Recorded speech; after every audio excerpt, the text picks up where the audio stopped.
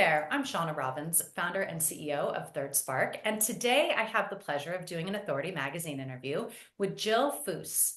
Wait, did I say that right? Foos? All right, we'll start again. I forgot to ask you. 3, 2, 1. Hi there, I'm Shawna Robins, founder and CEO of Third Spark, and today I have the pleasure of doing an Authority Magazine interview with Jill Foos. She's a national board certified health and wellness coach, and she specializes in chronic disease management and longevity. She uses her knowledge of psychology and functional medicine to support her clients in making sustainable lifestyle changes through science-backed approaches. Hi, Jill. Hi, thanks for having me today. Yeah, thanks for joining me. So tell me how you got started in the women's health and wellness field. Oh, what a great question. I have been into health and wellness since I was 16. I'm now 57 and in postmenopause. And I was always very much connected to my body and how it performed because I was a young athlete. So was it my food? Was it was I drinking alcohol and partying too much as a youngster? Was I getting my sleep? What was I doing to help promote myself or have adverse consequences to my performance? And that just sort of grew alongside me as I aged and I became a mom to 5 kids. After my fourth of 5 kids, I had a partial thyroidectomy. And all the way up until then, I had been a very healthy person. But that partial thyroidectomy really took me down hard. Even though I was put on thyroid medications, I noticed changes in so many areas of my life. All of a sudden, my energy plummeted, my libido plummeted. I had weight gain and weight loss issues. I had massive hair loss, which I've been on a hair loss journey for 27 years. I had, let's see, what else did I have? Brain fog, insulin resistance that ended up turning into pre-diabetes. So lots of things that just affected my everyday life, including anxiety and depression that I never experienced before. And so in my 30s, my early 30s, I started noticing more changes coming on. I was chronically constipated. My gut health didn't feel great to me. I bloated, gassy. I'm thinking, what the heck is going on here? And so it really forced me to deep dive into my own health journey and to figure out what is this new health equation, because whatever I was doing in my 20s isn't working for me now in my mid 30s and my early 40s. And so I didn't even know what menopause was back then. Nobody talked about it. My mother certainly didn't talk about it with me. My providers didn't talk about it with me. And it was only when I stumbled upon a functional medicine practitioner, or MD actually, in my community that I decided I'm going to go check this out. And she was really instrumental in helping me connect the dots for myself. And that's really what inspired me to think, well, if I can do all this work and feel better on my own in these lifestyle interventions and sort of connect those dots, other women must be going through the same thing. And this is nuts. How come nobody's talking about this anyway?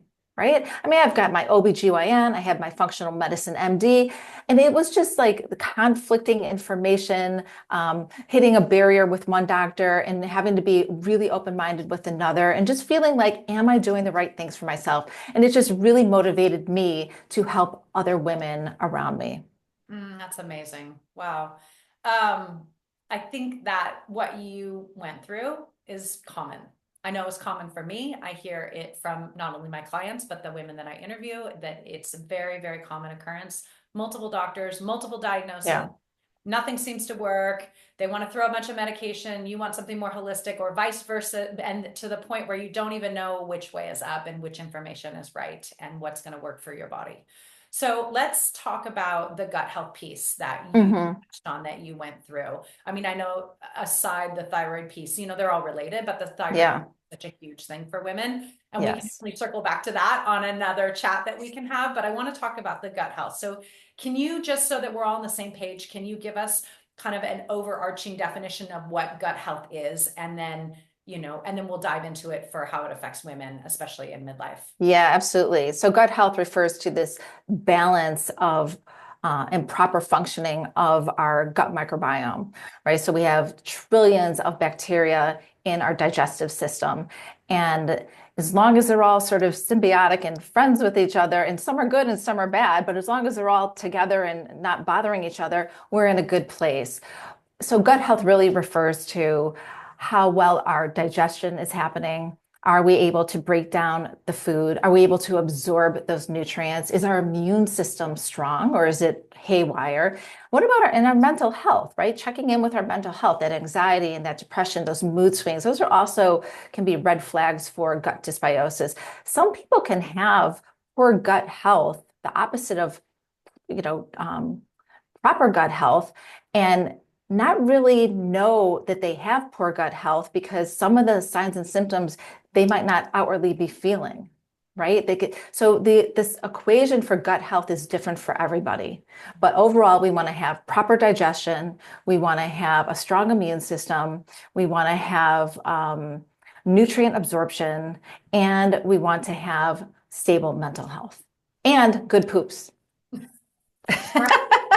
I say yes to every single one of those things. Yes. Yeah. And I do feel like women, especially in midlife, and you can talk about this, our gut changes in some way because Yes. all of these other things shift, our mood shift and our digestion shifts, and all of these things are moving around. So what happens? Explain to me what happens in midlife. Yeah, so let me back up a little bit. One thing I was also going through in my early 40s, besides perimenopause, was a divorce, which is very stressful. And my gut health, just in perimenopause, the question you're asking me, we know that our gut health changes, right? The microbial diversity changes, it decreases. But all these external factors can also affect the stress and our gut microbiome health. So things like a divorce, a death in the family, changing jobs, moving. So it's not just about what we're doing on the inside and what's changing on the inside for us as we age and go through menopause, but it's also all these external factors that sometimes we can't control. So what the research is showing is that during perimenopause, our gut microbiome, our microbial diversity is declining. And when the microbial diversity declines, now we have something called gut dysbiosis. So gut dysbiosis basically means that your gut health is no longer functioning and proper, like we started out the conversation talking about. So what could this look like for a menopausal woman?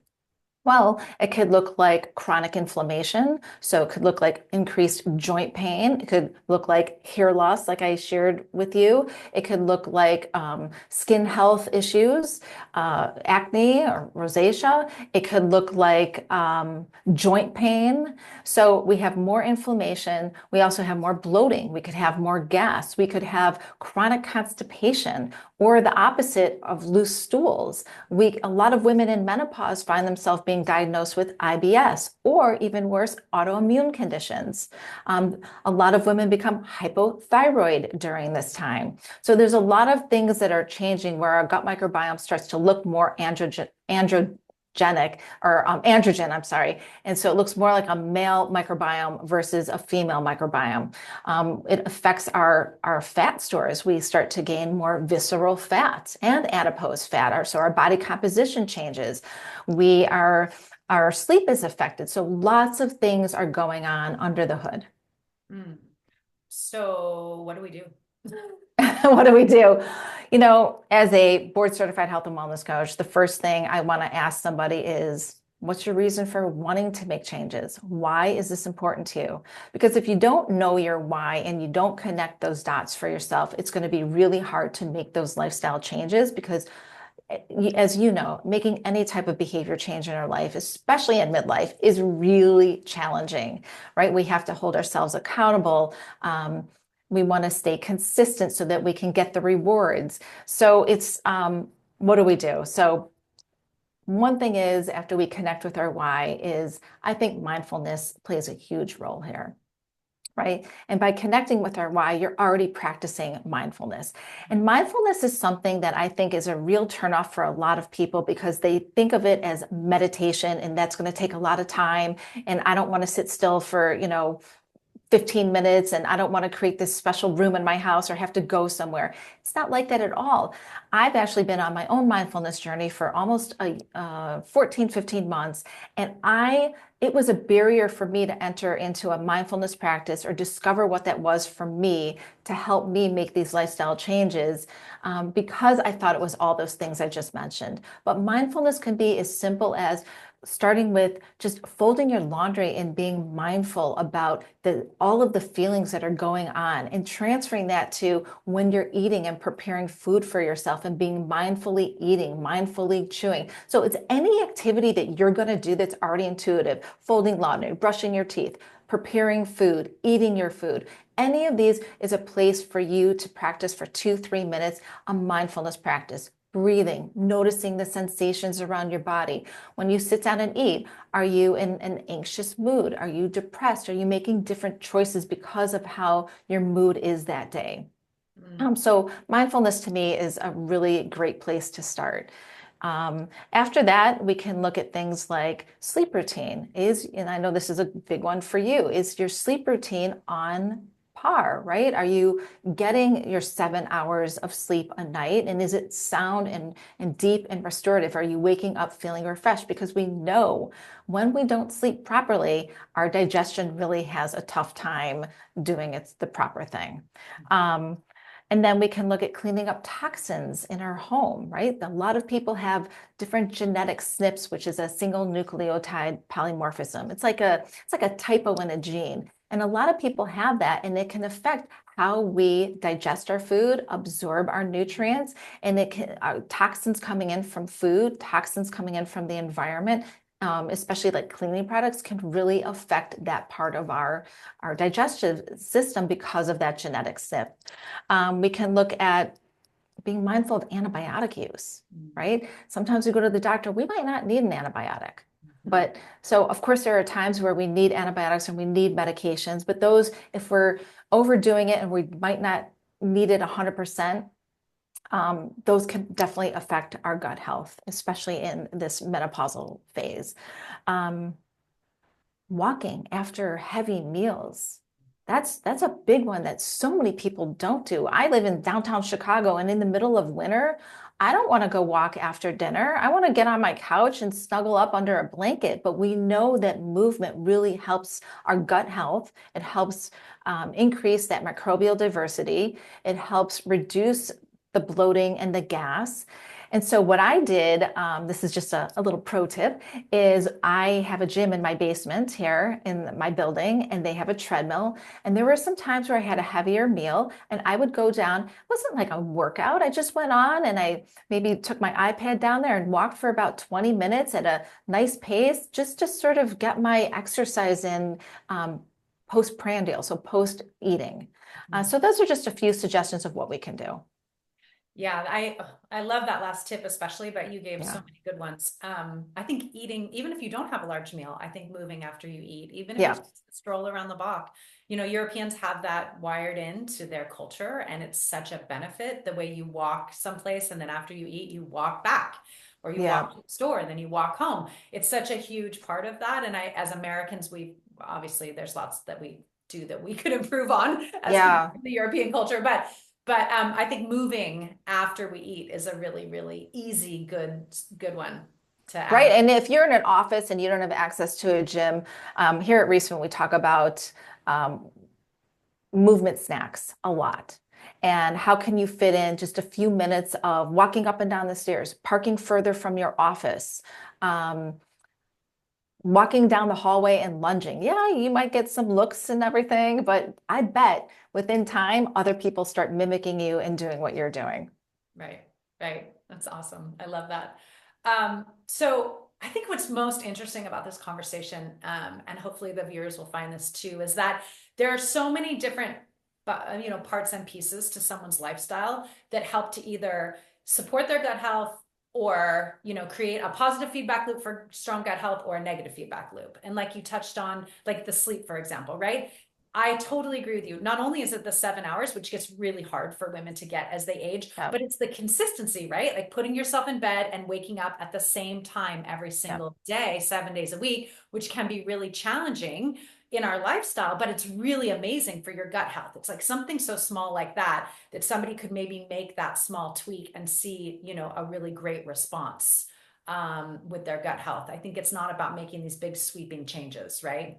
Right. Right. So what can people do, right? Because someone might be a mom and still have kids at home, high schoolers, or their kid graduated from college and they came and moved back home. Perhaps they're taking care of their parents or their grandparents or an aunt and uncle. Who knows what the situation is? So prioritizing your sleep can be a really challenging lifestyle change.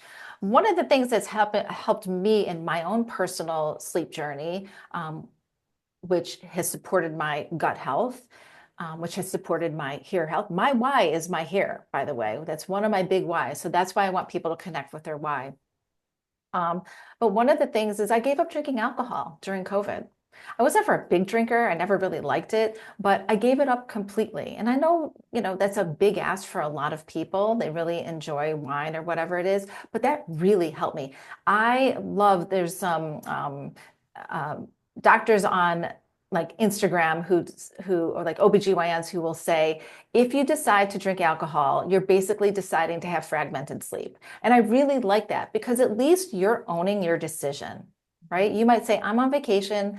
I know I'm not going to get great sleep, but I'm going to have this pina colada because I'm in the moment and I want to enjoy that. And that's fine, right? No judgment at all. But you're going in and you're making an intentional decision and you know that there's going to be a consequence. So other things I've done is like what you were saying, getting to bed at a consistent time and waking up at the same time. And I also believe that your sleep journey starts in the morning as soon as you open your eyes, not at 9 p.m. when still have to clean up dishes or go walk your dog. But for me, it starts the second my eyes pop open. Thankfully, I have dogs that make me get out of bed and have to go for a walk. And I get that natural sunlight in my eyes to start stimulating that pineal gland, right, which controls our sleep-wake cycle. That is huge for our gut health. And I know it seems like it's not connected, but they are very much connected. I'm so glad that you brought that up. I think that's great. I couldn't agree more. That's 100% true. And I call it just setting the timer in the brain. So Yeah. the brain knows 12 hours from when it sees the morning sunlight, it needs to start Yep. making melatonin. But if your gut is not healthy enough, it can't synthesize the melatonin that your Right. brain makes. So it's like your sleep's going to be impacted. So a lot of people don't realize it's like the chicken or the egg kind of thing, but everything is so related that to just find some low-hanging fruit that you can grab that's Yep. easy. Maybe it's morning sunlight, maybe it's moving after a meal, maybe it's changing your sleep-wake cycle to be more consistent, whatever it is, right? Or diet. Tell me about probiotics. What are your thoughts about, store-bought probiotics or women taking probiotics at this stage in their life? Well, I personally take a probiotic and love how it makes me feel. And I've been taking those for, well over 15 years. That being said, I don't think probiotics are for everybody. If someone is out there and they are really challenged with SIBO, which is small intestinal bacterial overgrowth, or IBD conditions, irritable bowel disease, or even IBS, they might not be able to just go to the store, pick up a probiotic and start taking it and feeling good. I like to think of it as this way.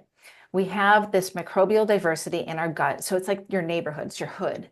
And when you start bringing in another player, another bacterial strain that might not be prominent in your gut or healthy in your gut, all of a sudden, all the neighbors in the gut are going, who is this? Who just came into the neighborhood? And so there's all this like a little bit of discomfort. So starting a probiotic could bring on some discomfort feeling in the beginning stages. The other thing I'd like to say about probiotics is I don't want you taking one that your friend is taking and it's working for her, and maybe her provider told her to take it. If you are really having some chronic GI issues, chronic constipation, loose stools, chronic bloating and gas, like a lot of discomfort, you got to go see your GI doctor and, discover and explore what the root cause is. So don't just go out there and buy any probiotic because there are ones on the market that really don't work very well. And then there are others that do, but we don't know if your body is going to accept it very well in the beginning. So always working with a provider who can help assist you on this, to me, is an amazing place to start. That's great advice. But All then right. food, right? Look at Right. probiotics in food, right? So, but again, here, same thing goes with food. Not everybody's ready to eat probiotic heavy or probiotic rich foods. So everybody has their own unique equation here on gut health. It's as unique as your fingerprint, right? No two gut microbiomes are the same. And just going and eating all kinds of foods you're not used to might be disruptive to your gut microbiome. So again, working with a provider, someone who's well versed in gut health and can help you figure out how slowly or what types of foods to bring in. Yeah, it's funny. It makes me laugh because yesterday I was at a women's conference and I saw a couple of my previous clients that were there and they were all laughing about what type of fermented foods now that they eat Mm-hmm. after working Mm-hmm. with me.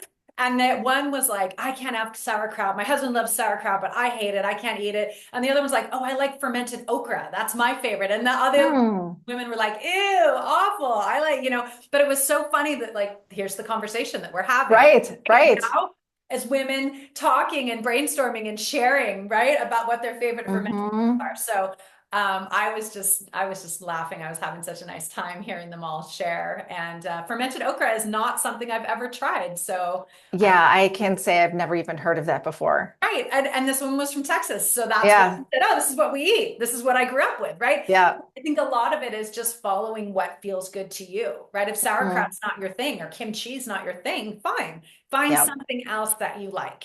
Find yeah. something else that makes you feel good because that's So really I actually don't like eating fermented foods. They Mhm. don't sit well in me. So I do take a probiotic because I know I'm not getting everything I need from my diet. I also don't eat dairy. So I'm losing, the probiotics that come in yogurts and kefirs.